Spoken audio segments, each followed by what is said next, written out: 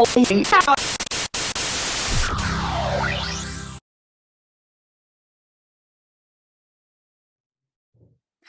and welcome back to another episode of Humans in 5. If there's one thing that the COVID-19 pandemic has taught us about, it's how we use our space. Whether it's working to socially distance ourselves, leaving enough space between seats on a bus, or triple checking if we can hug someone, how we move our bodies in space and interact with others has been suddenly brought into the spotlight. COVID-19 has shown us that it's not just about how we use our space, but in many ways about how we take up space. The concept of taking up space refers to how we see ourselves as belonging and being important. It's about reminding ourselves that we have a voice and that our point of view is valid and important. Taking up space tends to be particularly challenging for women, as in just about every aspect of professional and personal life, we experienced sexist behaviors. Behaviors might include sexual comments or jokes, people touching us without asking for consent, talking over us in meetings, or making assumptions about our abilities because of our gender. Sexual harassment, which includes multiple forms of unwanted sexual advances, falls under this umbrella.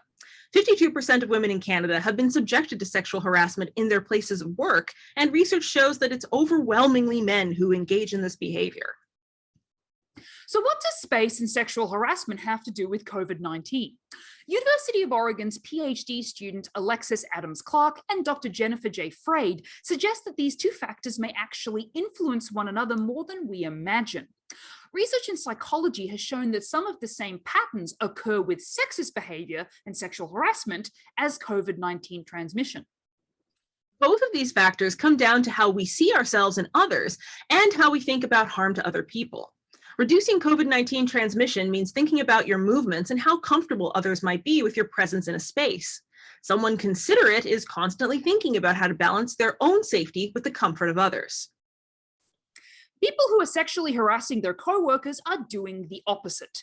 They don't usually think about anyone else's boundaries. Because of the differences in gender equality, men usually don't have to worry about their movements, where they go, and what they say.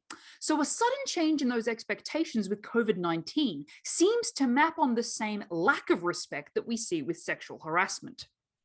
We should point out here that sexual harassment isn't the same across the board. For example, in Canada, First Nations and Métis women of all ages report unwanted behavior online at a higher rate than non-Indigenous women. 50% of bisexual women experience online harassment, compared to 21% of lesbian women and 18% of heterosexual women. To find out if there was a potential link between sexism and COVID-19 transmission, Adams-Clark and Freyd conducted 2 studies on American university students. They asked groups of undergraduates to complete a survey with a range of sexist statements and their behaviors around reducing the spread of COVID-19. They found that there were noticeably higher correlations between hostile sexism, for example, believing women seek to gain power by controlling men, feminists are asking for too much, and COVID-19 behaviors and attitudes.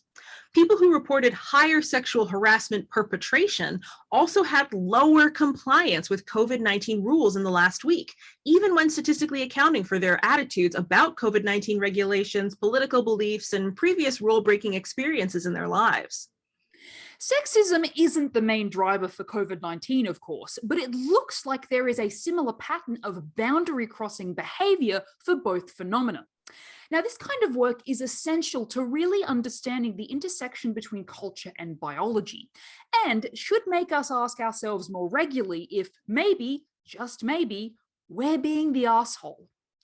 Thanks for watching, and we'll see you next time on Humans in 5. And don't forget to subscribe!